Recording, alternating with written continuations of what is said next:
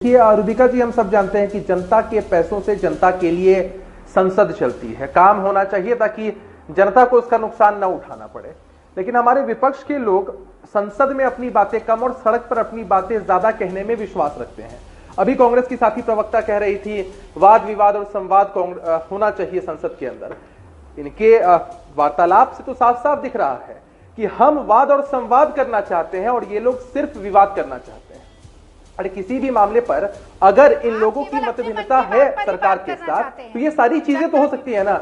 फिर वही बात हो गई ना, मैडम आपने कह लिया, मैडम आपने कह लिया। मैं जानता हूं मैडम, आप विवाद में पड़ना चाहती हैं, आप विवाद बढ़ाना चाहती हैं, इस वजह से आपकी ये मंशा है। आपको जो भी अपने बातें कहनी या संसद में आपके नेताओं को, आपके एमपीज़ को जो बातें कहनी थी, वो तो आप कह नहीं रहे हैं। आपके हिसाब से प्रक्रिया क्या है? कागज पार कर फेंक देना। रागिनी जी, बात पूरी करने दीजिए ना।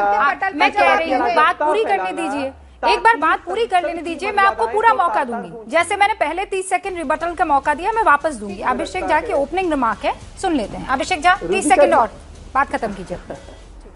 मैं कह रहा था कि इस तरह की परिपाटी जो विपक्ष के लोगों की तरफ से हमेशा की जा रही है, जिस तरह से ये लोग कागज उड़ा देते हैं, कागज फाड़ देते हैं, या इस तरह की अराजकता को फैलाना ये लोग अपना ध्येय समझते हैं, ये कहीं से उचित नहीं है। जब सरकार हर एक मामले पर इनसे बात करने को, सरकार के सभी एमपीज़ बात करने को जब संसद के अंदर तैयार हैं, तो इन लोगों को अपनी बात अभिषेक झा, मुझे अब एक बात बताइए। ये जो पॉलिटिकल स्टंट है, मैं ये पहले भी पूछ चुकी हूँ, लेकिन चूंकि आप आज नए बैठे हैं दोबारा इसी चर्चा में, तो मैं आपसे पूछ लेती हूँ कि जब साज को आज नहीं तो जांच से क्यों आप परहेज कर रहे हैं? करवा दीजिए जांच।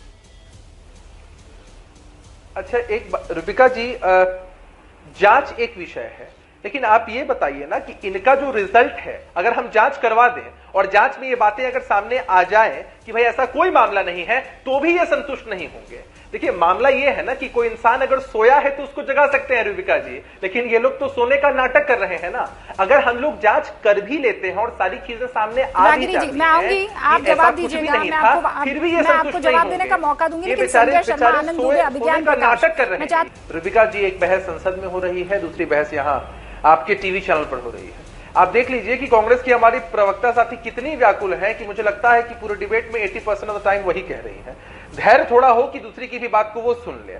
रहा सवाल कि आप तब से कह रही हैं कि हमारे हिसाब से बहस क्यों नहीं है, हमारे हिसाब से बहस क्यों नहीं। और संसद विपक्ष के हिसाब से चले तब आप संतुष्ट हो, ये कोई बात हुई है। और आपने जहां तक जांच की और राफेल के मुद्दे को छेड़ा, रुबिका जी, आप जानती हैं कि सुप्रीम कोर्ट से इस पूरे मामले पर क्लीन चिट 2 बार मिल चुकी है कि जांच के लायक कोई तथ्य यहां पर है नहीं। उसके बावजूद क्या हमारा विपक्ष इससे संतुष्ट हुआ?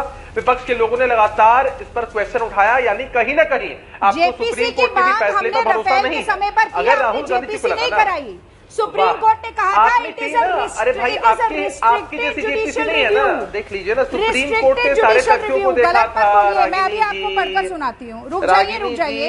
ये बहुत बार आप लोगों का झूठ है ना, ये ऐसे ही चलता रहता है। आप देखिए ना, ये अरे ये आपके चिल्ला देने से कोर्ट जजमेंट का पैरा नंबर 15 कहता है आप अपने हिसाब से बातों को कहेंगी, तो इसका ये जरूरी थोड़ी है कि भाई हमने जो कह दिया वही सच है। आप जेपीसी की बात नहीं कर रहे, आपके समय जब जेपीसी बनी थी ना, तो विपक्ष के लोगों ने उसको बॉयकॉट किया और आपने खुद कोई क्लीन चिट दे दी। मतलब बिल्ली खुद दूध पीती है और बिल्ली खुद मान लेती है कि दुनिया में अभिषेक झा,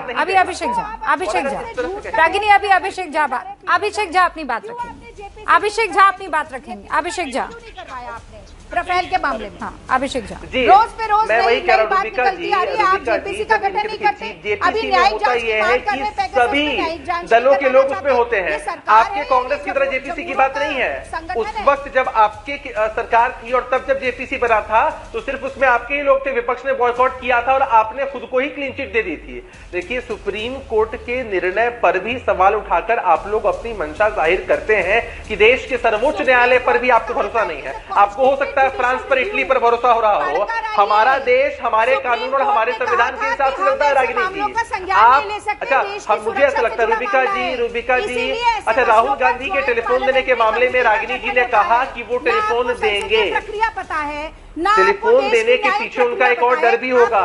अगर वो टेलीफोन दे देंगे तो ये भी तो मालूम चल जाएगा ना कि राहुल गांधी जी की विदेशों में किन लोगों से और कैसी बातें होती हैं कि इस तरह की स्क्रिप्ट उनकी पार्टी की तरफ से, चाहे वो टूल किट का माध्यम हो, उसकी तरफ से संसद के अंदर एक बनी हुई स्क्रिप्ट हो, आप सुनेंगी नहीं तो सवाल का जवाब कैसे देंगे? आप लगातार बोले चली जा रही हैं।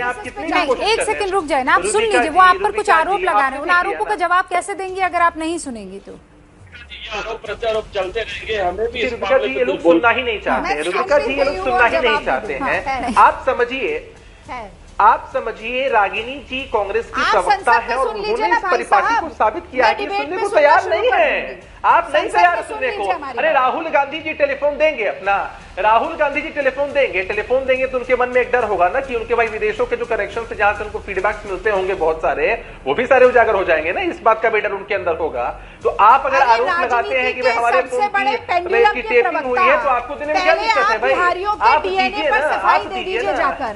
ये जो बाढ़ आई हुई है उसमें अपने प्रदेश को बचा लीजिए। आपने अपना चरित्र दिखा दिया रागिनी जी, आपने फिर अपना राजनीतिक चरित्र दिखा दिया। आप अनाप बोलती रही है, उससे कोई फर्क नहीं पड़ने वाला है। आप विपक्ष की प्रवक्ता होकर विपक्ष की नीयत को दिखाती हैं कि किस तरह से आप लोग सुनने में तो विश्वास ही रखते हैं। आप जब सुनेंगे ही नहीं तो आपको जवाब कहां से मिलेगा? अरे देश का दुर्भाग्य है, संसद का दुर्भाग्य है, ऐसे नेता और विपक्ष का प्रतिनिधित्व करते हैं। दुर्भाग्य है ऐसी पार्टी का कि ऐसे लोग उनको आकर टीवी पर रिप्रेजेंट करते हैं। आप अपने पॉलिटिकल एंगल को साधने के लिए कितना भी चिल्ला लीजिए रागिनी जी, देश की जनता राहुल गांधी को नॉन सीरियस पॉलिटिशियन के रूप में लेती आई है। आप किसी को कुछ भी कह लें, देश की जनता उनको विपक्ष के नेता के रूप में मानती ही नहीं है। अगर उनमें तनिक भी गंभीरता होती तो इस तरह के बयान उनकी तरफ से नहीं आते। आप चर्चा कर रही थी राफेल के मुद्दे पर, राहुल गांधी जी को कोर्ट में सार्वजनिक यहाँ आप एक दूसरे पर फट रहे हैं।